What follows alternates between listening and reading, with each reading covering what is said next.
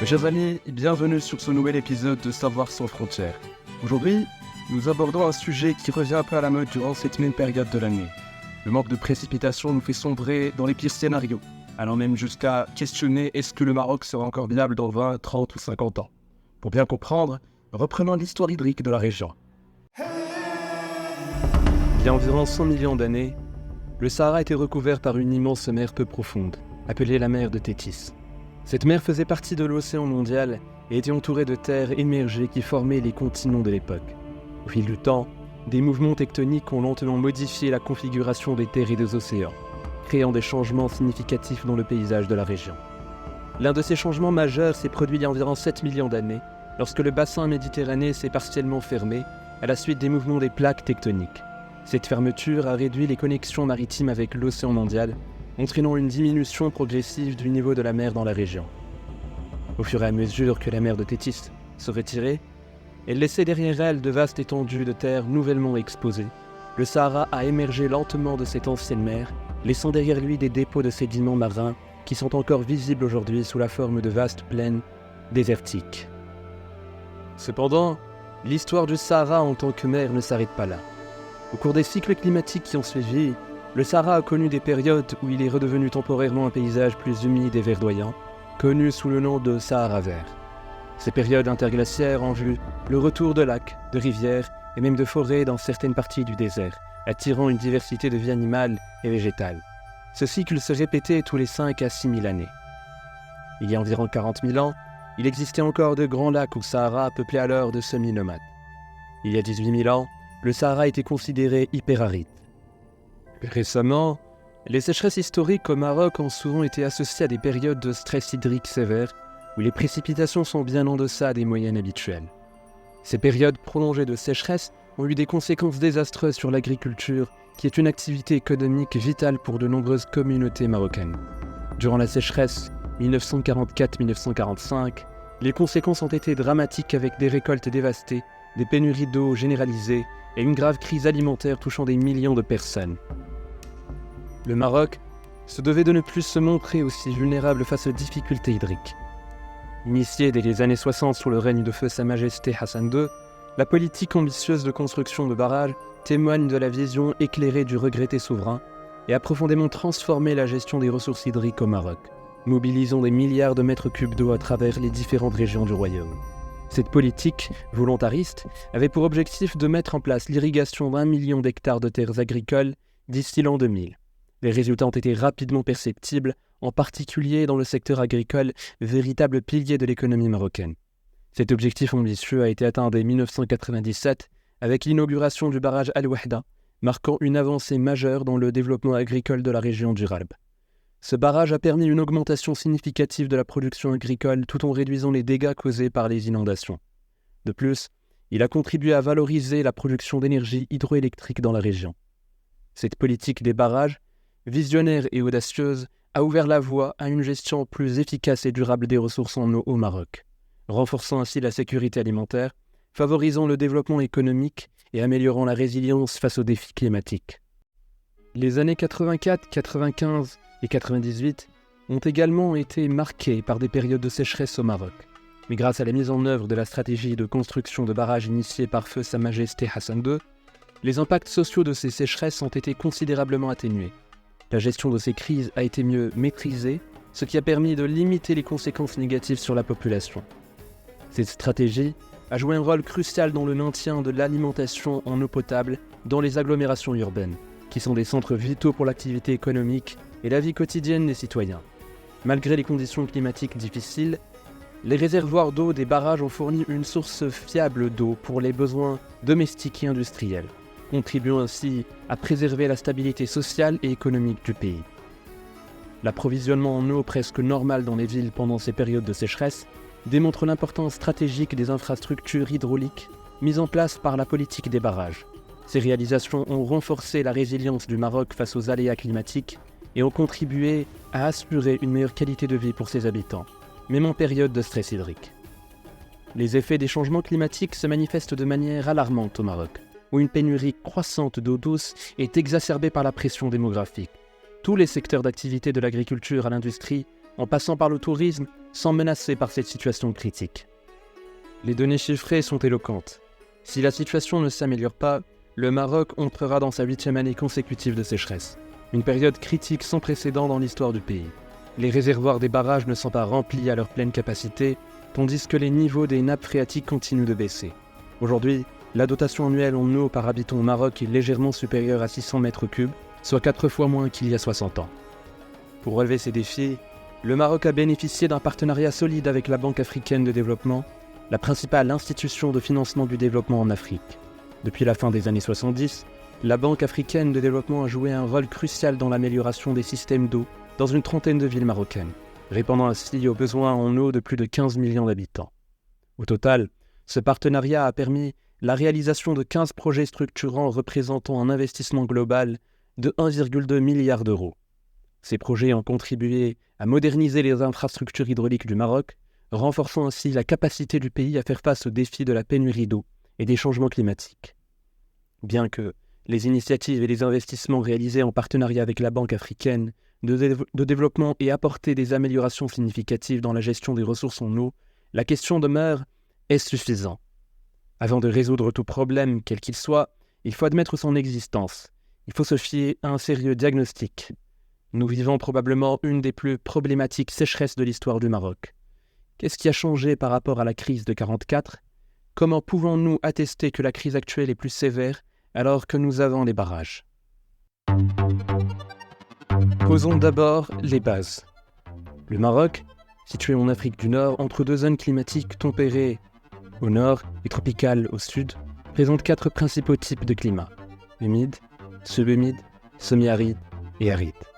Les observations climatiques des dernières décennies montrent une avancée du climat semi-aride vers le nord du pays. Toutes les informations météorologiques disponibles signalent une nette augmentation de la température au cours des dernières décennies, accompagnée d'une fréquence accrue et d'une intensification des événements climatiques extrêmes tels que les sécheresses et les inondations. Tous les modèles de circulation générale prédisent que ce réchauffement devrait se poursuivre dans la région et s'intensifier encore davantage au cours des prochaines décennies. Au fil des décennies récentes, le Maroc a enregistré des changements climatiques significatifs. Entre 1960 et 2000, une augmentation moyenne de la température d'environ 1 degré a été observée à l'échelle nationale, avec les pics atteignant 1,4 degré. Dans la région sud-est, pendant cette période, les températures minimales et maximales ont également grimpé, tandis que les vagues de chaleur sont devenues plus fréquentes ou dépendent des vagues de froid. Le réchauffement planétaire, au-delà de ses impacts physiques et climatiques directs, aura des répercussions significatives sur les écosystèmes naturels et humains, ainsi que sur leur interdépendance. Ce déséquilibre naturel pourrait entraîner plusieurs effets néfastes tels que la dégradation des écosystèmes et la perte de biodiversité, un risque accru de résurgence de maladies, des pertes en vie humaine et en moyens de subsistance, des tensions et conflits liés à la gestion de l'eau, une augmentation de la mobilité des populations, ainsi qu'un surcoût important pour la construction et la maintenance des infrastructures en raison des phénomènes climatiques extrêmes. Les changements climatiques représentent un défi majeur pour l'économie et la croissance du Maroc, notamment en raison de l'importance du secteur agricole dans l'économie nationale, 15% du PIB, et dans l'emploi, 14%. Les secteurs à forte croissance urbaine rencontrent des défis pour créer de nombreux emplois et intégrer la main-d'œuvre excédentaire des zones rurales. De plus, une part importante des exportations du pays provient de l'agriculture irriguée, 15% du total des exportations, ce qui repose souvent sur une surexploitation des ressources en eau. Ces changements climatiques risquent également d'avoir des conséquences importantes sur plusieurs secteurs économiques, notamment les investissements dans les infrastructures urbaines, côtières, touristiques et dans des secteurs stratégiques tels que les transports. Le succès des stratégies sectorielles récemment lancées ou en cours de réalisation dans les secteurs clés comme l'agriculture, la pêche, le tourisme et l'industrie pourrait être compromis par ces impacts climatiques. En outre, la tendance au réchauffement et à la diminution des précipitations pourrait entraîner une baisse des rendements agricoles d'environ 10% dans certaines parties du pays, ainsi qu'une probabilité accrue de mauvaise récolte de 10% ou plus. Le moins qu'on puisse dire est que la situation est alarmante et doit être prise au sérieux. Mais les changements climatiques se doivent de demeurer à leur juste place. Ils causent des dégâts, mais ne sont pas le seul responsable de toutes les misères du monde. Blâmer seulement les changements climatiques pour le manque d'eau et parfois le choix de la facilité. D'après le rapport élaboré par le comité thématique sur l'évaluation des politiques de l'eau, la grande majorité de la consommation totale d'eau, soit 87%, est destinée à l'agriculture, représentant ainsi 9 milliards de mètres cubes par an. Selon cette même source, 95% des puits utilisés sont illégaux. Le rapport met en lumière de nombreuses pertes d'eau dans les barrages. Comment faut-il considérer ces données ? D'abord, il faut considérer un usage plus efficient de la ressource hydrique afin d'éviter le gaspillage et les pertes mentionnées par le rapport. Il faut aussi mieux réguler l'accès aux eaux souterraines à travers le contrôle des puits. Plus intéressant maintenant, le rapport nous révèle que seulement 13% de la consommation totale au Maroc échappe à l'usage agricole. Ces 13% sont donc destinés à l'usage des ménages, des différentes industries, des commerces, etc. Alors, quand des mesures telles la diminution des jours de travail de business comme les lavages automobiles et les bains morts, on peut penser à juste titre que ces mesures servent surtout à avoir une conscience écologique tranquille ou encore à simplement montrer que des mesures sont prises. Ce n'est pas en prenant soin d'un buisson que nous sauverons la forêt. De plus, ce type de commerce est souvent vital au Maroc, constituant le gagne-pain de plus d'un. Et combien même nous nous obstinions à sauver ce pauvre buisson, 36 000 autres solutions pourraient se révéler meilleures. Nous pouvions par exemple considérer qu'au-dessus d'un seuil d'usage de l'eau, ces commerces se devaient de payer des pénalités au lieu d'arrêter leurs activités 3 ou 4 jours par semaine. La radicalité est souvent le choix de la paresse. Nous comptons environ 40 millions d'habitants au Maroc, contre moins de 10 millions au début des années 60. Et plus important, les habitudes alimentaires ne sont pas les mêmes. Au Maroc, la consommation alimentaire a subi des évolutions marquantes entre hier et aujourd'hui. Ces changements reflètent à la fois les évolutions démographiques, économiques et culturelles du pays. Autrefois, les habitudes alimentaires au Maroc étaient largement influencées par les ressources locales et les traditions culinaires. Les repas étaient souvent préparés à partir d'ingrédients cultivés localement, tels que le blé, l'orge, les légumineuses, les fruits, les légumes et les produits laitiers. Les repas étaient également structurés autour de plats emblématiques comme le couscous, le tagine et la pastilla, qui restent des piliers de la cuisine marocaine. Des sources apportent que le couscous était consommé autrefois plusieurs fois par jour. Cependant, avec l'urbanisation croissante et l'ouverture aux échanges internationaux, la consommation alimentaire au Maroc a connu des changements importants. Les habitudes de consommation se sont diversifiées avec l'introduction de nombreux aliments et produits importés. Les supermarchés et leurs grandes surfaces ont gagné en popularité, offrant un large éventail de produits internationaux et locaux. Aujourd'hui, les Marocains consomment une gamme plus variée d'aliments, y compris des produits alimentaires transformés et des produits de la mer, ainsi que des produits sucrés et salés importés. Les repas traditionnels sont bien entendu toujours appréciés, mais ils coexistent avec des options alimentaires plus diverses et modernes.